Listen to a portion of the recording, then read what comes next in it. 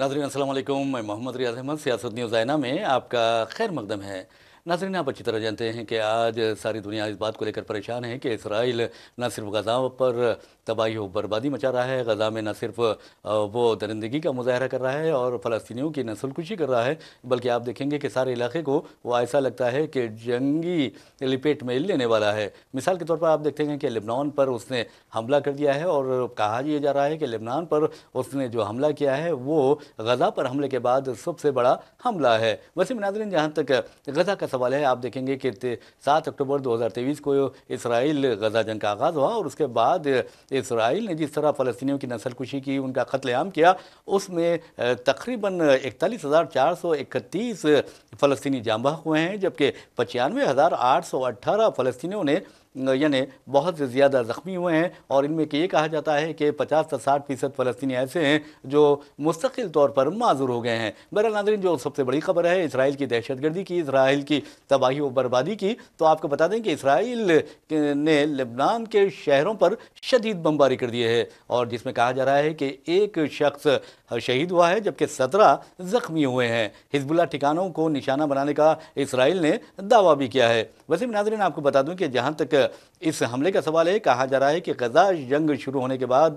का सबसे बड़ा ये फ़ज़ाई हमला है और जो इसराइल ने किया है। बहरहाल जहाँ तक इसराइल का सवाल है, इसराइल ने लेबनान में ख़ास तौर पर शुमाली और जनूबी हिस्सों को निशाना बनाया है और एक ऐसे वक्त हमला किया है जबकि पहले से ही गज़ा तबाही व बर्बादी का शिकार है। दूसरी जानिब आपको बता दूं कि इसराइल का सबसे बड़ा हामी, इसराइल का सबसे बड़ा मददगार और इसराइल के हर यानी गलत काम में मदद करने वाला अमेरिका भी अब परेशान हो गया है और अमेरिका ने अब कह दिया है कि इसराइल ऐसा लगता है कि लेबनान में भी एक जंग छेड़ने वाला है और ये बहुत तशवीश की बात है। तो बहरहाल अमेरिका ने इसराइल लेबनान कशीदगी के मुकम्मल जंग में तब्दीली का खदशा जाहिर किया है। तो आप अंदाज़ा कीजिए कि अमेरिका जो इसराइल की मुसलसल मदद कर रहा है, अब वो खुद कह रहा है कि इसराइल जिस तरह लेबनान पर उसने हमले किए हैं और हमलों का सिलसिला जारी है, उसके बाद तो ऐसा लगता है कि ये फौजी कशीदगी पूरी तरह जंग में तब्दील हो जाएगी। तो अब इसराइल को कई एक महाजों पर जंग का सामना करना पड़ेगा और ये इसराइल की बका के लिए बहुत ही ख़तरनाक बात है। अमेरिका ने ये इतराफ़ कर लिया है। वैसे नाज़रीन, आपको बता दूं कि अमेरिकी नेशनल सिक्योरिटी के एक तर्जुमान है जॉन कर्बी, उन्होंने मीडिया से बात करते हुए कहा कि हमने इसराइल पर वाज़ेह कर दिया है कि इलाके में कशीदगी में इजाफा किसी भी तरह इसराइल के हक़ में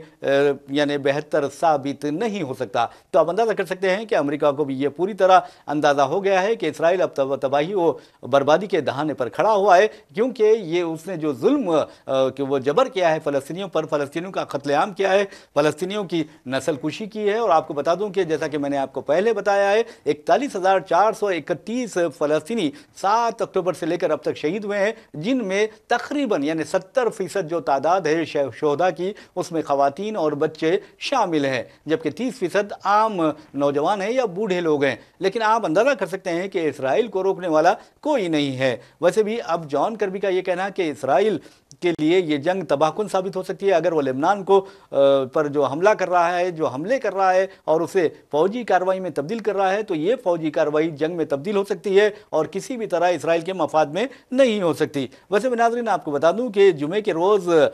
बैरूत पर इसराइल ने जो हमला किया उसमें तकरीबन 45 लेबनानी शहीद हुए हैं, जिसके बारे में कहा जाता है कि हिजबुल्लाह के अरकान की शोहदा में अक्सरियत थी। इससे कबल आपको बता दूं कि पेजर और वॉकी टाकी धमाके इसराइल ने किए थे और जिसमें 39 यानी 39 अफराद शहीद और 4,000 से ज़ायद ज़ख्मी हुए थे। अब आप तो ये भी कहा जा रहा है कि इसराइली फोर्सेस ने देरुल बला जो गज़ा का एक इलाका है उस पर हमला किया, जिसमें एक खातून और उसके 4 बच्चे शहीद हो गए। तो आप अंदाज़ा कर सकते हैं कि इसराइल फ़लस्तीनी बच्चों की ख़ास तौर पर नस्लकुशी कर रहा है और जानबूझकर उन्हें निशाना बना रहा है और इस मामले में सारी दुनिया मुजरिमाना खामोशी इख्तियार किए हुए हैं। और इसके बाद ये भी कहा जा रहा है कि देरुल बला के बाद इस तरह का जो वाक़या पेश आया है, एक और वाक़े में इसराइल के हमले में 10 फ़लस्तीनियों ने जामे शहादत नोश किया है। दूसरी तरफ चीन बहुत परेशान है, अमेरिका भी परेशान है। चीन और अमेरिका ने अपने शहरियों से वाज़ेह तौर पर कह दिया है कि वो इसराइल और लेबनान में मौजूद हों तो वहाँ से निकल जाएं, क्योंकि हालात बहुत धमाको है।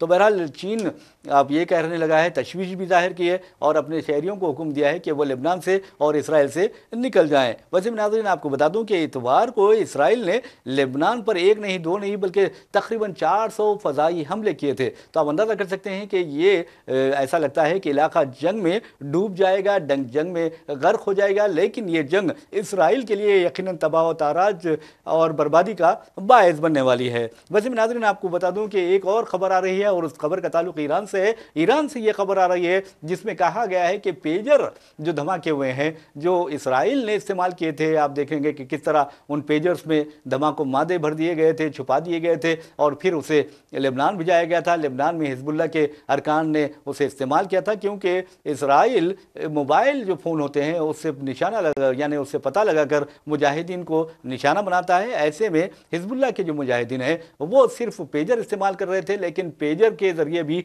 उसने धमाके किए और आप देखेंगे कि 39 अफराद उसमें मारे गए थे, 4000 से ज़्यादा ज़ख्मी हुए थे। लेकिन ईरान से जो खबर आ रही है वो इंतहाई दहला देने वाली खबर है और एक नया इंकिशाफ है, लर्जा देने वाली खबर है। और हो सकता है कि अगर ईरान इस पर गौर करे तो फिर इसराइल के खिलाफ एक बहुत बड़ी कार्रवाई हो सकती है। तो बहरहाल ये खबर आ रही है कि साबिक सदर इब्राहिम रईसी, आप देखेंगे कि किस तरह हेलीकॉप्टर हादसे का शिकार हुए थे, उनके साथ उनके वज़ीर ख़ारजा भी थे और आला ओहदेदार भी थे, तमाम के तमाम उस क्रैश में मारे गए थे और यानी शहीद हो गए थे, जाम बहक हुए थे। लेकिन अब ईरान के एक रुकने पार्लियामेंट ने और एक सहाफ़ी ने वाज़ेह तौर पर कहा है कि चूँकि पेजर, इब्राहिम रईसी भी मोबाइल फ़ोन इस्तेमाल नहीं करते थे, पेजर इस्तेमाल करते थे, ऐसे में इस शक को तक़वियत मिलती है कि उन पेजर्स में भी इसराइल ने धमाकों मादे छुपा दिए थे और इसराइल ने ही इब्राहिम रईसी और उनके वज़ीर ख़ारजा के साथ साथ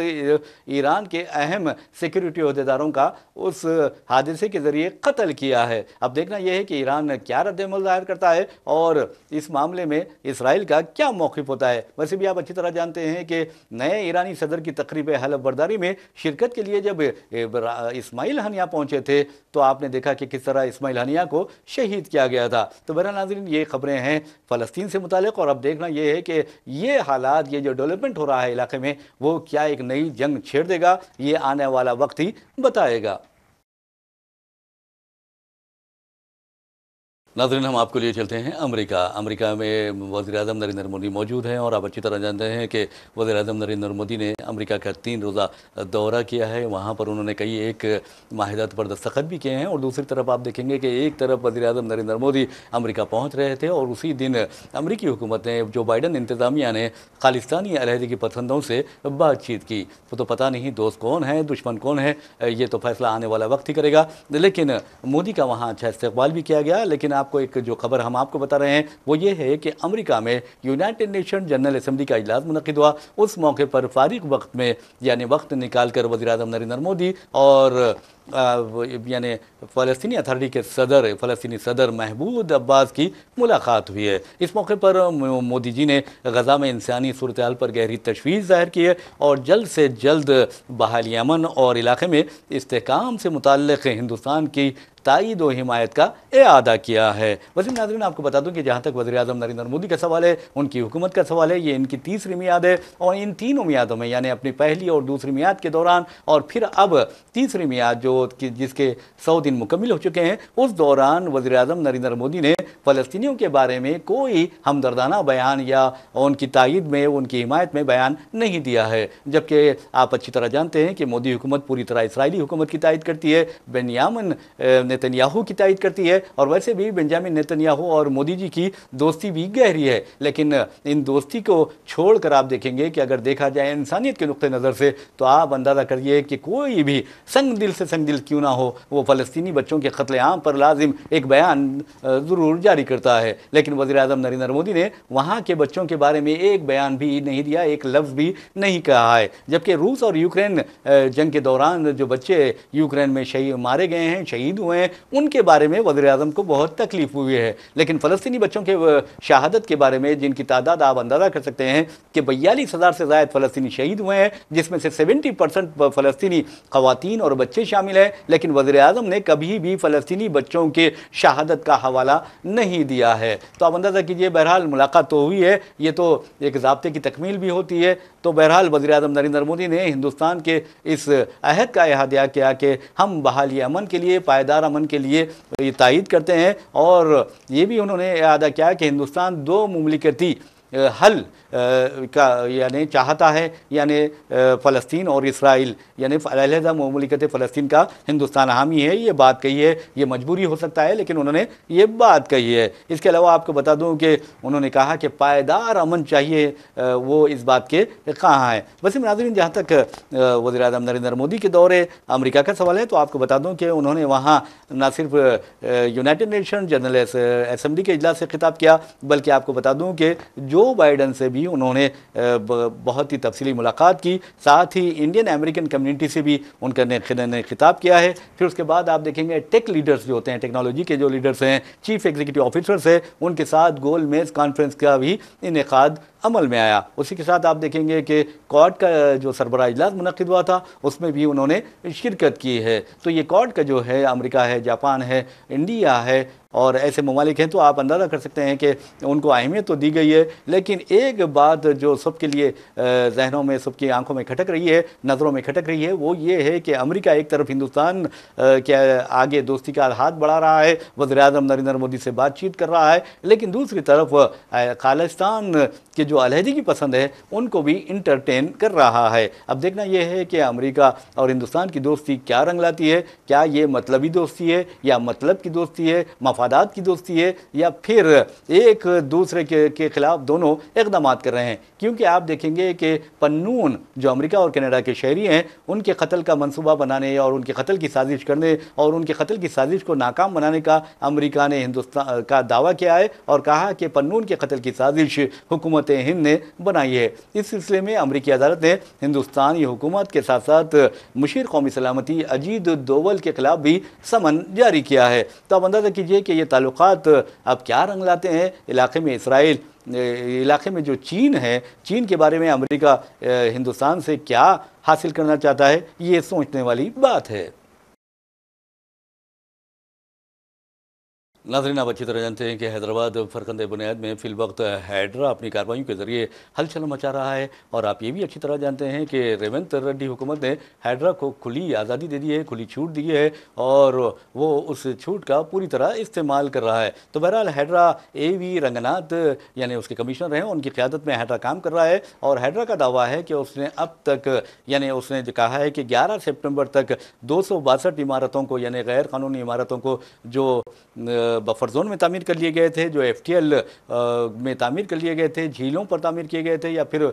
دوسرے تالابوں، کنٹوں کے کنارے تعمیر کیے گئے تھے، وہ انہیں منہدم کر چکا ہے، اور اس سے تقریباً 111.72 ایکڑ اراضی بازیاب کر لی ہے، یعنی حکومت کو واپس حاصل کر لی ہے۔ لیکن اب کہا جا رہا ہے کہ ہائیڈرا نے اپنی کارروائیوں کے دوران تقریباً 150 ایکڑ سے زائد اراضی حکومت کو واپس دلائی ہے۔ ویسے ناظرین، آپ کو بتا دوں کہ ایک تازہ خبر آئی ہے ہائیڈرا سے متعلق، اور ہائیڈرا سے متعلق وہ تازہ خبر یہ ہے کہ تلنگانہ ہائی کورٹ نے درگم چیرو جھیل کے قریب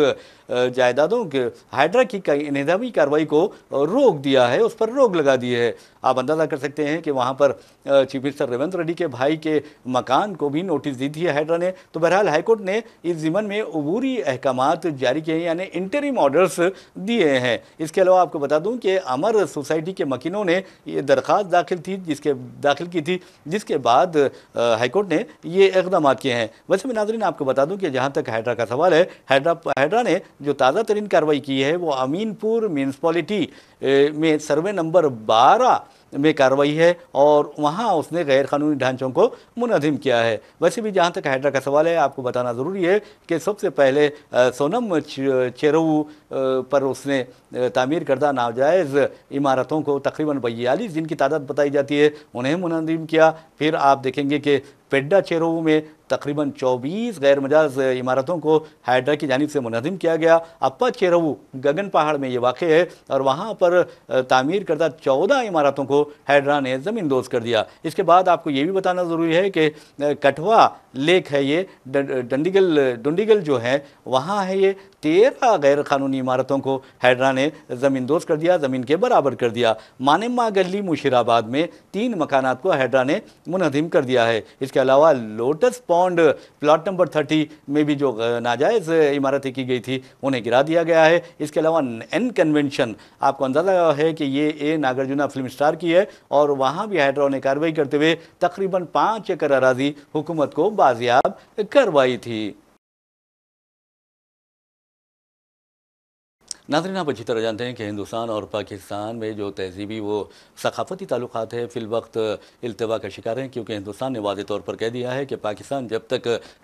سرحد پار دہشت گردی کو نہیں روکتا تب تک پاکستان سے نہ کوئی بات کی جا سکتی ہے، بات چیت کی جا سکتی ہے، اور نہ ہی پاکستان سے تعلقات قائم کیے جا سکتے ہیں۔ لیکن ایک بات ضرور ہے کہ پاکستانی ڈرامے اس قدر شاندار ہوتے ہیں، وہاں کی اسکرپٹ اس قدر جاندار ہوتی ہے کہ ہندوستان بھر میں پاکستانی ڈراموں کو یا سیریلز کو بہت شوق سے دیکھا جاتا ہے۔ بہرحال ناظرین، آپ کو بتا دوں کہ جہاں تک فلم اداکاروں کا سوال ہے، آپ اچھی طرح جانتے ہیں کہ فواد خان اور ماہرہ خان یعنی محتاج تعارف نہیں ہے، کیونکہ ہندوستان میں جو فلم شائقین ہیں انہیں اچھی طرح جانتے ہیں، ان کی جو ایکٹنگ ہوتی ہے اسے پسند کرتے ہیں۔ لیکن آپ کو بتا دوں کہ ایک فلم آ رہی ہے مولا جٹ، اور آپ کو بتا دوں کہ مولا جٹ پاکستان میں 2022 میں ریلیز ہو چکی ہے اور تقریباً 401 کروڑ روپے کا اس نے بزنس کیا ہے۔ ماہرہ خان اور فواد خان اس کے مرکزی کردار ادا کر رہے ہیں، لیکن اب ہندوستان میں 2 اکتوبر کو یہ فلم ریلیز ہونے والی ہے۔ تاہم آپ اندازہ کر سکتے ہیں مہاراشٹر نو نرمان سینا کے سربراہ راج ٹھاکرے، جو ادھو ٹھاکرے کے چچا زاد بھائی ہیں، انہوں نے واضح طور پر کہا ہے کہ آرٹ کا کوئی مذہب نہیں ہوتا، کوئی سرحد نہیں ہوتی ہے، لیکن پاکستانی فلموں کے حوالے سے ایسا نہیں کیا جا سکتا۔ انہوں نے کہا کہ پاکستانی جو فلم دی لیجنڈ آف مولا جٹ کی ریلیز کا سوال ہے، وہ بمبئی مہاراشٹر میں تو دور کی بات ہے، ہندوستان میں کہیں بھی ریلیز ہونے کی اجازت نہیں دیں گے۔ تو بہرحال اب ایک نیا تنازعہ کھڑا ہو چکا ہے اس فلم کو لے کر، اور آپ کو یہ بھی بتا دیں کہ اس فلم کی ریلیز جیسا کہ میں نے آپ کو بتایا ہے کہ 2 اکتوبر کو ہونے والی ہے۔ اب دیکھنا یہ ہے کہ فن کے قدردان اس کی کس طرح پذیرائی کرتے ہیں، یا پھر راج ٹھاکرے جیسے عناصر اس فلم کی نمائش کو روکنے کی کوشش کرتے ہیں۔ ویسے ناظرین، آپ کو بتا دوں یہ جو فلم ہے پاکستان میں بہت ہٹ ہوئی ہے، اور 1979 کی ایک کلاسک فلم تھی مولا جٹ، اس کی یہ ریمیک ہے، اور جیسا کہ میں نے آپ کو بتایا ہے کہ 401 کروڑ روپے کا اس پاکستانی فلم نے بزنس کیا ہے، اور یہ کہا جا رہا ہے کہ یہ پاکستان کی سب سے زیادہ آمدنی حاصل کرنے والی فلم ہے۔ ناظرین، ہم آپ کو لیے چلتے ہیں مہاراشٹر میں اسمبلی انتخابات ہونے والے ہیں، اور آپ اچھی طرح جانتے ہیں کہ وہاں پر بی جے پی کے ساتھ ساتھ ایک ناتھ شنڈے کی شیو سینا اور پھر این سی پی اجیت پوار جو ہیں ان کی پارٹی اتحاد ہے، مہا یوتی کی وہاں پر حکومت ہے۔ لیکن آپ کو بتا دوں کہ نتن گڈکری مرکزی وزیر ہیں، اور مرکزی وزیر قومی شاہراہیں ہیں، اور ان کے بارے میں کہا جاتا ہے کہ وہ سنجیدہ فکر رکھتے ہیں۔ اب نتن گڈکری نے ایک بیان دیا ہے جس سے بی جے پی قائدین کے ہوش اڑ گئے ہیں، بی جے پی والے پریشان ہیں، اور اس بات کو لے کر پریشان ہیں کہ نتن گڈکری نے مذاق میں کہہ دیا ہے کہ ہم چوتھی میعاد کے لیے منتخب نہیں ہونے والے ہیں، یا چوتھی میعاد میں بی جے پی کو کامیابی حاصل ہونے والی نہیں ہے۔ ناظرین، آپ اچھی طرح جانتے ہیں کہ 2014 کے انتخابات میں نریندر مودی کی زیر قیادت بی جے پی نے کامیابی حاصل کی تھی، وہ بی جے پی کی پہلی میعاد۔ اس کے بعد 2019 کے انتخابات میں بھی کامیابی بی جے پی کو ملی، وہ اس کی دوسری میعاد، اور پھر 2023-24 کے انتخابات 2024 کے عام انتخابات میں بی جے پی کو کامیابی ملی، وہ اس کی تیسری میعاد ہے، اور بی جے پی نے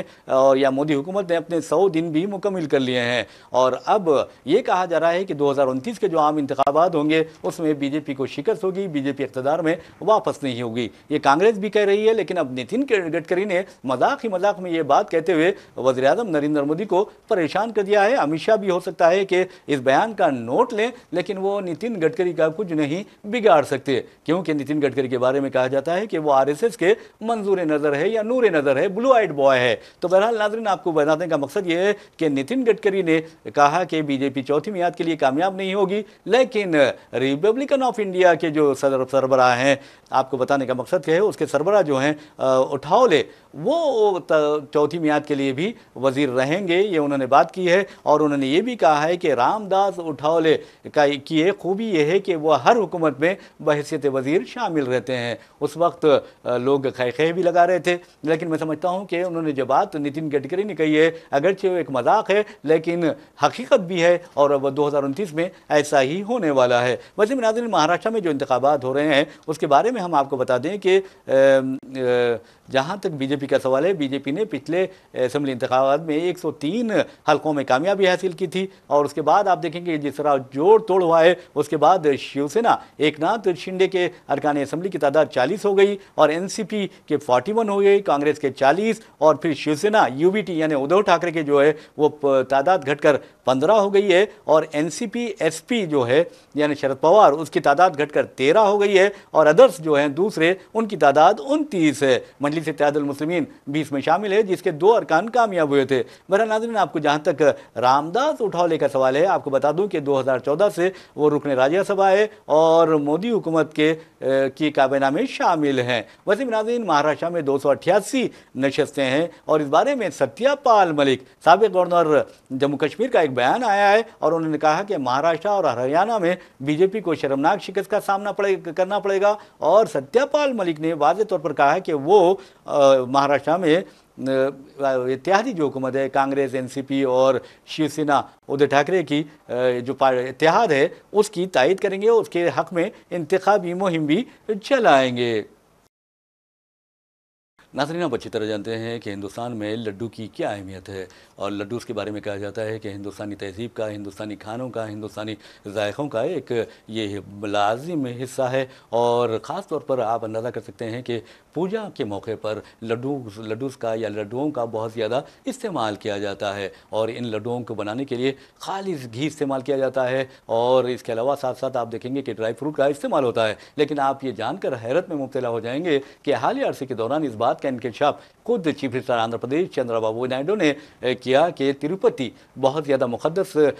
यानी सैक्रेड टेम्पल मानी जाती है हिंदुज़म में। तो बहरहाल वहाँ जो लड्डू प्रसाद के तौर पर तकसीम किए जाते हैं, वैसे भी तिरुपति में आपको बता दें कि रोज़ाना यूमिया यानी डेली तकरीबन 3 लाख लड्डू बनाए जाते हैं, लड्डू तैयार किए जाते हैं और उन लड्डू की आप देखेंगे कि जो यात्री होते हैं, अक़ीदतमंद होते हैं, मंदिर को आते हैं, उनमें तकसीम अमल में आती है और उसके लिए भी बाज़ाब्ता पैसे लिए जाते हैं, ये कहा जाता है। तो बहरहाल नाज़रीन, उस लड्डू की तैयारी में किसी किस्म का समझौता नहीं किया जाता है। लेकिन आपको ये जानकर हैरत होगी कि चंद्रबाबू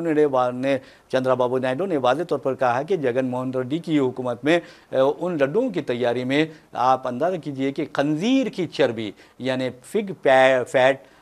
फैट के साथ साथ गाय की चर्बी भी लाई गई। इसके अलावा यानी दूसरे जानवरों की चर्बी भी उसमें शामिल की गई, मछली का तेल भी उसमें शामिल किया गया। अब अंदाज़ा कीजिए कि अक्सर हिंदू जो होते हैं, ब्राह्मण जो होते हैं, आलाज़ाद जो अपने आप को कहते हैं, वो चर्बी नहीं खाते, गाय का गोश्त नहीं खाते, मछली नहीं खाते, अंडा नहीं खाते, यहाँ तक आप देखेंगे वाइटल अमाइंस की जितनी भी चीज़ें हैं वो नहीं खाते। यहाँ तक कि अब आप अंदाज़ा कीजिए कि उनके पेट में भी आप वो जो लड्डू जिसमें सुअर की चर्बी थी, जिसमें गाय की चर्बी थी, जिसमें मछली का तेल था और दूसरे चीज़ें थी, वो उनके पेट में चले गई। और आपको ये भी बता दूं कि सबसे बड़ी बात ये हुई है कि राम मंदिर की तामीर का इफ्तिताह वज़ीर-ए-आज़म ने किया। उस दिन भी 2 लाख लड्डू तिरुपति से राम मंदिर को भेजे गए। अब सवाल ये पैदा हो रहा है कि क्या वज़ीर-ए-आज़म नरेंद्र मोदी ने और कई जो ब्राह्मण पृष्ठ हैं या पुजारी है, पंडित है, वीआईपीज़ है, जो ब्राह्मण है, उन्होंने या सुअर की चर्बी वाला लड्डू खाया है या गाय की चर्बी वाला लड्डू खाया है या मछली की तेल वाला लड्डू खाया है, ये सवाल पैदा हो रहा है। लेकिन अब देख रहे हैं कि जो सदर पुजारी हैं या बड़े इस्लाम यानी हिंदुज़म के स्कॉलर्स हैं, वो भी तशवीश का इजहार कर रहे हैं और अगर किसी ने ये लड्डू खाया तो समझिए कि उसका धर्म भ्रष्ट हो जाएगा। लेकिन वो अपने आप को कैसे पाक करेगा, ये भी सोचने वाली बात है। तो बहरहाल नाज़रीन, आपको बता दूं कि जहाँ तक इस लड्डू में ममनू अशिया शामिल करने का सवाल है, इस सिलसिले में स्पेशल इन्वेस्टिगेशन टीम भी तश्कील दे दी गई है और चंद्रबाबू नायडू ने इस अमल को आगे बढ़ा दिया है। इसी दौरान इत्तला मिली है कि चंद्रबाबू नायडू के खिलाफ जगन मोहन रेड्डी ने वज़ीर-ए-आज़म नरेंद्र मोदी को एक मकतूब लिखा है और कहा कि चंद्रबाबू नायडू मजहब का इस्तेसाल करते हुए, लोगों के मजहबी जज्बात का इस्तेसाल करते हुए तिरुपति को बदनाम कर रहे हैं और हिंदुज़म को बदनाम कर रहे हैं, इसलिए उनके खिलाफ कार्रवाई की जानी चाहिए। तो बहरहाल नाज़रीन, आपको बता दूं कि जहाँ तक लड्डुओं का सवाल है, इस बारे में ये कहा जा रहा है कि उन लड्डुओं में सुअर की चर्बी होने की वजह से, गाय की चर्बी होने की वजह से और मछली का तेल होने की वजह से उस लड्डू को नापाक करार दिया गया है और खुद तिरुपति की बालाजी मंदिर को भी पाक करने का आज अमल किया गया। और कहा जाता है कि वहाँ पर कई पुजारियों ने, जिनकी तादाद बहुत ज़्यादा थी, उन्होंने महाशनि हम होमामी एक वो होती उनकी रस्म होती है पाक करने की, तो उनको उसके ज़रिए उन्होंने मंदिर को पाक कर दिया है। और उनका दावा है कि अब मंदिर बिल्कुल सुअर की चर्बी के असर से, गाय के गोश्त, गाय की चर्बी के असर से और मछली के तेल के जो असरात थे उससे पाक हो गई है। नाज़रीन, अब देखना है कि अब ये लड्डू क्या गुल खिलाता है, और ये इन लड्डुओं को जिन लोगों ने खाया उनका तो धर्म भ्रष्ट हो गया है, तो वो भी पाक होते हैं, उन्हें भी कुछ मजहबी रसूम अदा करना पड़ेगी, ये सबसे अहम सवाल है। बहरहाल नाज़रीन, इसी के साथ अपने मेज़बान मोहम्मद रियाज अहमद को इजाज़त दीजिए। इंशाल्लाह फिर मुलाकात होगी, फिर बात होगी, तब तक के लिए अल्लाह हाफ़िज़।